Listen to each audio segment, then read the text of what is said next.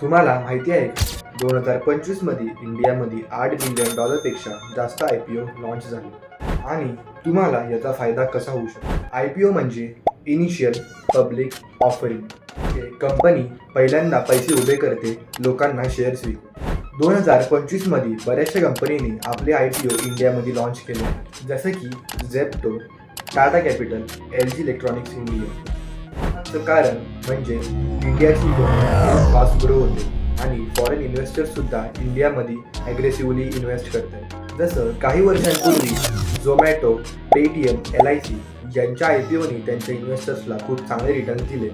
तसंच यावर्षी सुद्धा तुम्ही नवीन IPO मध्ये इन्व्हेस्ट करून प्रॉफिट कमवू शकता.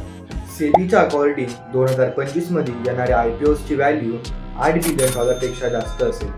तर 2025 मध्ये IPOs मध्ये इन्व्हेस्ट करायची गोल्डन अपॉर्च्युनिटी मिस नका करू. म्हणून पुढच्या पार्टमध्ये मी सांगणार आहे की IPO मध्ये कसे इन्व्हेस्ट करायचं, तर फॉलो करायला विसरू नका.